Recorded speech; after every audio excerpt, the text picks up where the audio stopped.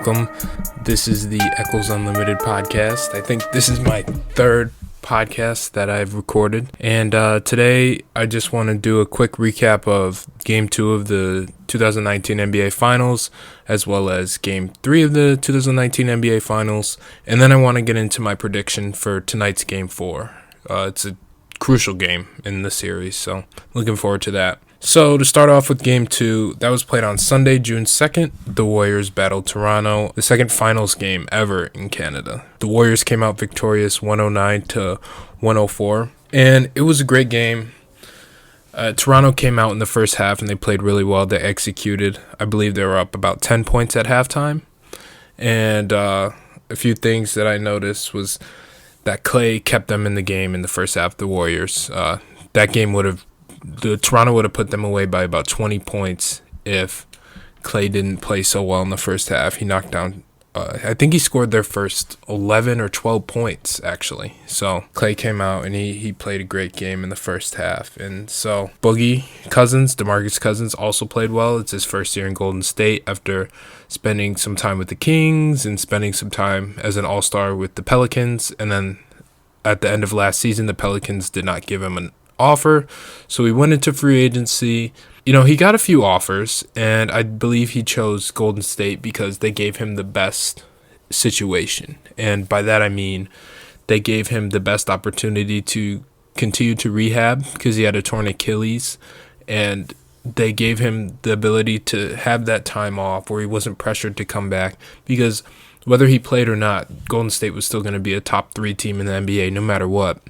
And with him playing at his ultimate potential, like, they're almost unbeatable if you think about it. When they have their entire lineup and everyone's healthy and everyone is playing well together, like that team probably won't lose many games if you put them together for an entire season where everyone's healthy. So I'm glad that didn't happen this year. I'm not glad that everyone was injured, but I'm glad that they weren't so dominant this year, because that's just not basketball I came to see. So he finally got to play in the playoffs after not being on a playoff team in Sacramento, and then he made the playoffs last year with the Pelicans. However, he was injured with that torn Achilles I just mentioned. He finally got to play in the playoffs, and he tore his quad in his second playoff game, and then he came back in Game 1 for his first ever NBA Finals game. So I'm glad he's able to come back from that torn quad, because that looked bad when it first happened. I didn't think I'd see him again in the playoffs, so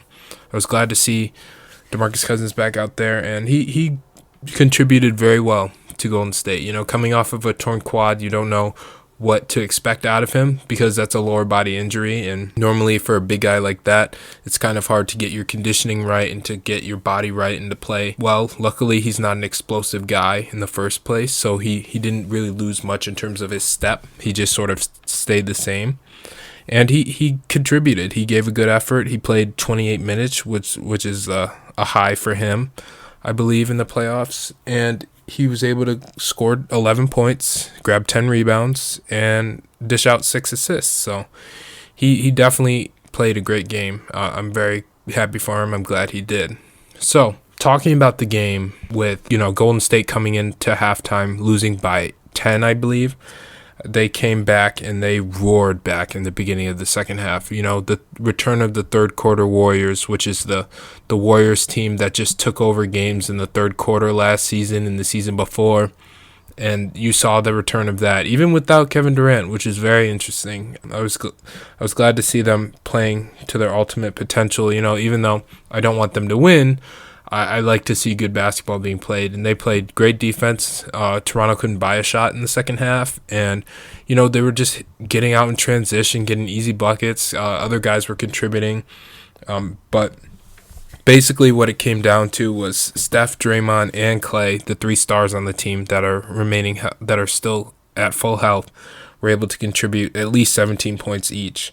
So that was huge for them. And even when Clay went down with his hamstring injury, which we'll get into a little bit later, you saw Golden State didn't really panic. I mean, Toronto sort of switched up their defense, playing a box and one on Steph Curry, which is something, people were referring to as high school and middle school defense. But in the game of basketball, anything works. So, and to explain what a box and one is a defense where the 5 people in the game, 4 of them are playing a sort of box defense, which is sort of a zone with 2 men up top, 2 men down low, and they're sort of guarding the players on offense based on where they're spaced on the floor. So they're not like assigned to a man. They just guard an area and make sure that when a player gets to that area, they're defending them and contesting a shot, while the remaining player on defense is following around the one offensive guy. So you got him denying any passes to the guy. You have him just chasing him around everywhere, knowing that the guys who are in the zone defense are able to support him and help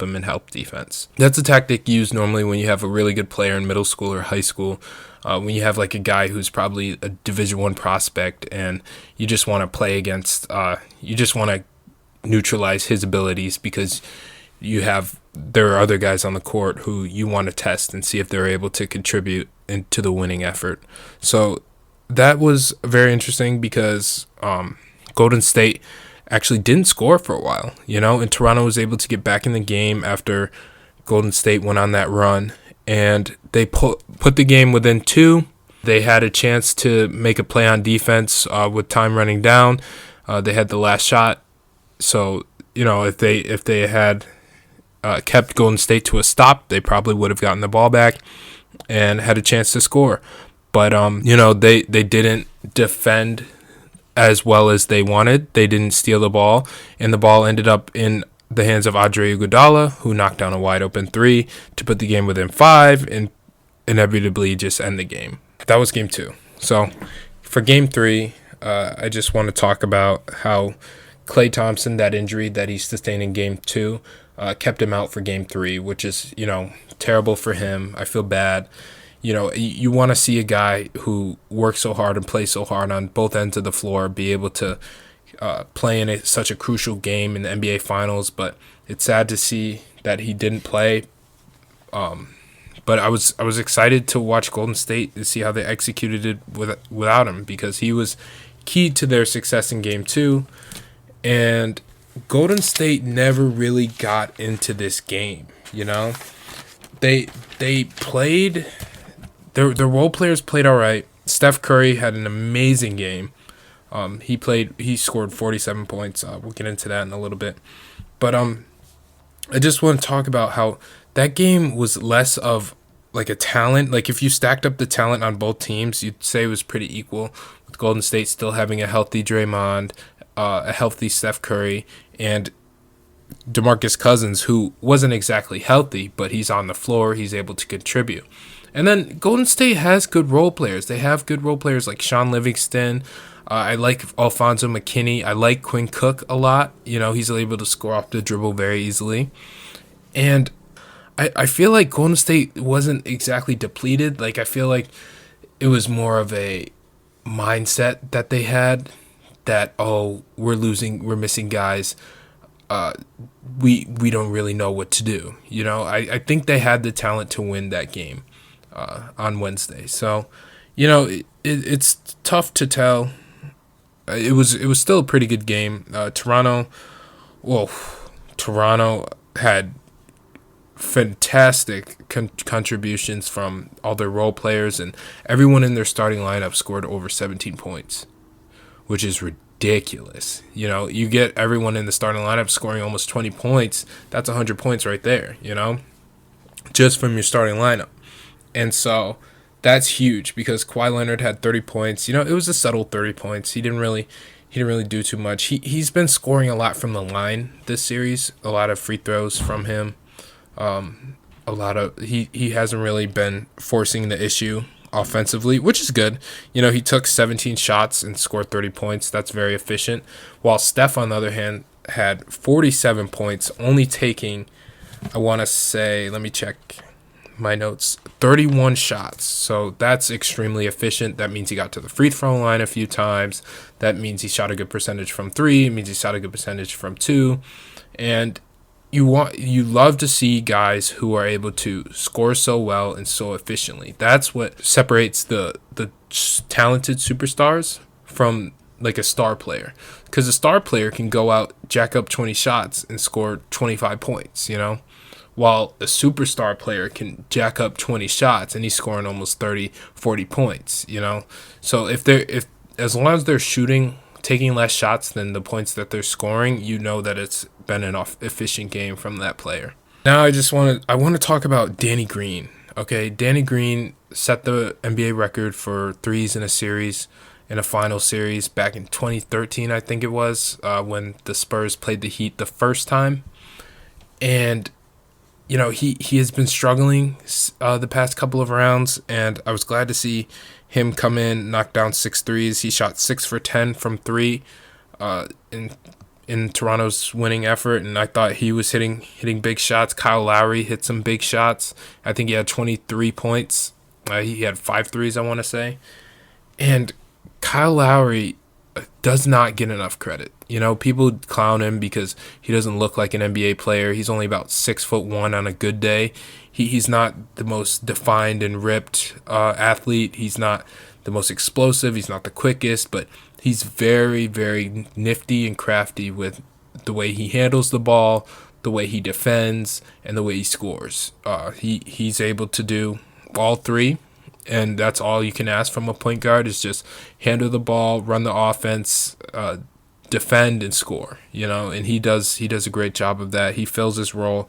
He does what he needs to do. I like watching Kyle Lowry play. The fact that he's able to continue to play the way he does and contribute to a team that's on the verge of possibly winning the finals is just great. You tip your hat off to a guy like that. So shout out to Kyle Lowry. I just wanted to talk about how for my prediction, Kevin Durant has already been listed as out for tonight's game 4 of the NBA Finals, and I think that's interesting. I know I say that word a lot, but it's interesting because they were talking about having Kevin Durant return in the Portland series, and the fact that he hasn't come back, and we're a week into the NBA Finals, is troubling for the Warriors. When are they going to need him? That they're not on the verge of elimination yet, but if they don't have a good outing tonight from Steph Curry, who's riding his momentum, Klay Thompson, who has to come back for a little bit, or Klay Thompson, I'm thinking that tonight will be our first overtime game of the NBA Finals. I think that Golden State is going to come out gunning, literally. They shoot a lot of threes, but I think that they're going to have a sense of urgency bigger than they did last game. Steph Curry's going to come out. I don't know if he's going to be able to produce at the level that he did last game, but he's going to have a little bit more help with Klay Thompson returning. We don't know how hobbled, like how the big time sports personalities like to say he is. We don't know what we're going to get out of him. Klay Thompson, one of the best two-way players in the NBA, one of the best shooters in the NBA, defends at a high level and knocks down threes.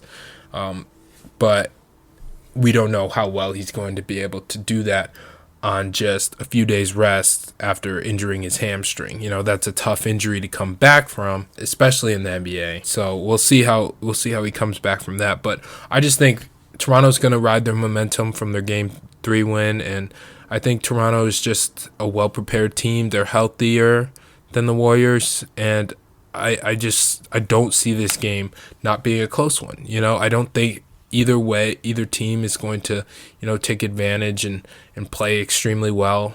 I don't know if either team is going to take over the game. I don't know if a player is going to take over the game. So, yeah, I think tonight's going to be interesting. I'm looking forward to watching tonight with a couple of pals of mine, and we'll see what happens. I'm going to come back to you guys and hit you with another podcast after the game. So I'm hoping to watch a good game. Hopefully Toronto's up 3-1. I'm part of the group that does not want Golden State to win anymore. So I'm hoping that Toronto can win this game and, take a commanding lead, but we've all seen teams come back from 3-1 before. All right. Thanks, guys.